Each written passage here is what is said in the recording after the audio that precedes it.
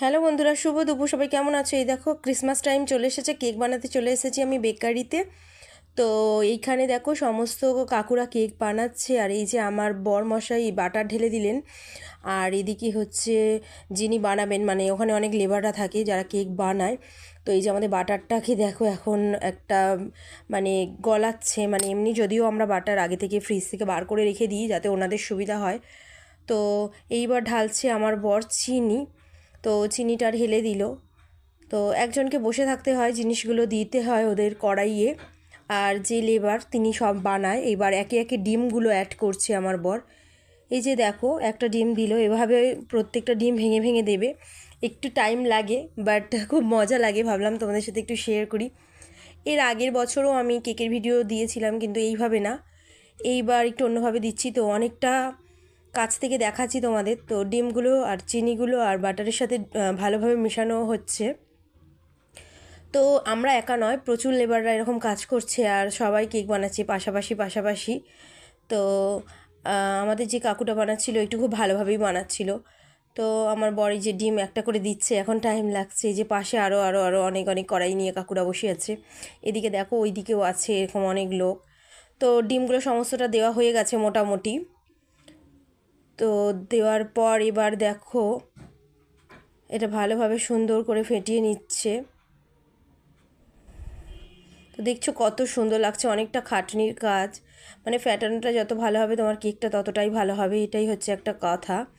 তার জন্য আমরা বেকারিতে নিয়ে চলে আসি, আর খুব সুন্দরভাবে বানায়। তো যাই হোক, এই যে পাশে একজন চকলেট কেক বানাচ্ছিল, মানে কোকো দিয়েছিল, একই ব্যাটার, শুধু কোকো অ্যাড করেছিল।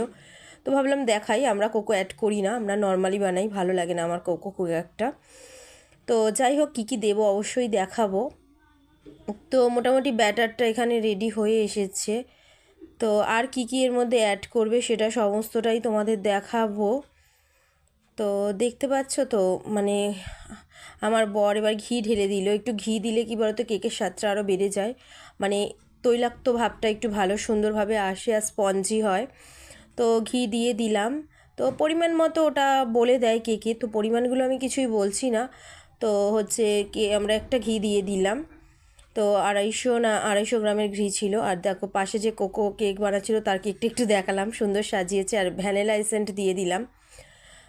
তো ভ্যানিলা এসেন্ট দেওয়ার পর কেকের কালারটা দেখো কতটা সুন্দর লাগছে দেখতে, মানে এই কালারটা দেখেই ভালো লাগে, মন ভরে যায়, সেন্টটা খুব সুন্দর আসে জানো তো এটার জন্য। তো ভ্যানিলা এসেন্টগুলো এক এক করে দিয়ে দিল, যতটা পরিমাণে লাগবে আর কি। তো এই জন্য একটা একটা করে দেওয়া হচ্ছে।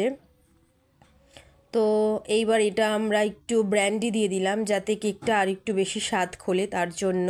এটা অপশনাল, তোমরা দিতেও পারো নাও দিতে পারো, বাট আমরা অন্য বছর দিই না, এবছর দিলাম। এইবার ময়দা অ্যাড করা হচ্ছে। তো ময়দাটা ঢেলে এবার ভালোভাবে হাতের সাহায্যে মিক্স করে নেওয়া হচ্ছে।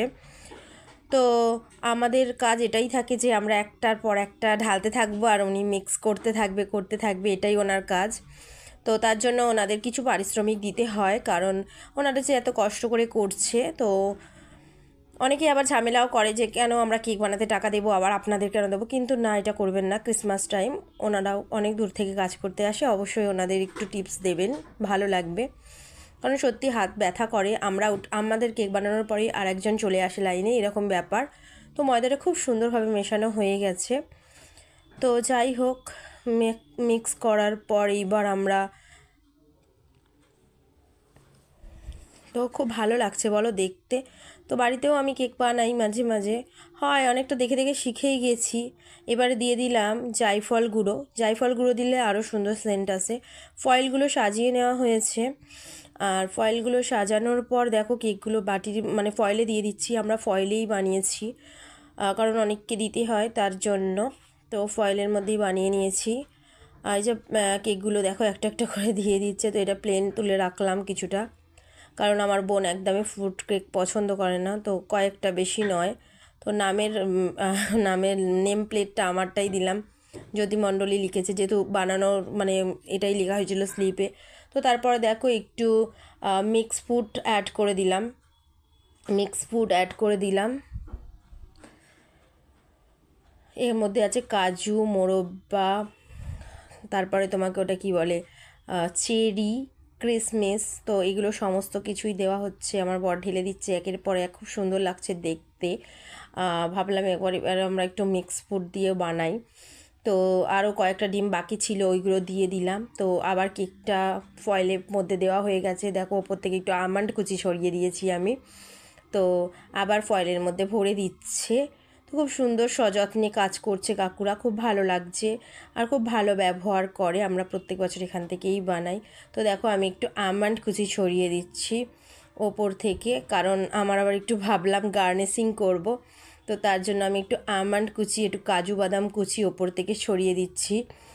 তো একটু বাদাম বেশি দিলে কেকগুলো খেতে ভালো লাগে, আর বাদাম একটু ভীষণ ভালোবাসে আমার বর, তার জন্যই দেওয়া হচ্ছে। আর মানুষকে দিলেও একটু দেখতে সুন্দর লাগবে, তো তার জন্যই দেখো খুব সুন্দর লাগছে কেকগুলো। তো মোটামুটি দেখো হয়ে এসেছে, নেম প্লেটগুলো দিয়ে দিলাম। তো এইবারে এগুলোকে জমা রেখে দিয়ে আসার পালা। তো দেখছো কত সুন্দর লাগছে, এগুলো ব্রেক হওয়ার পর কিন্তু আরও অসাধারণ লাগে। তো কি বলবো বলো তো, এইবার এগুলোকে দিয়ে আমাদের চলে আসতে হবে। এগুলো এবার ওনাদের দায়িত্ব। আর চলে আসার সময় চুল্লিটা দেখালাম, দেখো এইটার ভেতরে ব্রেক হয়, মানে কতটা আগুন জ্বলছে। আর অন্যের একটা কেক বানানো বার করা ছিল, তো এরকম হয়। তো তোমাদের দেখিয়ে দিলাম, চলো টাটা।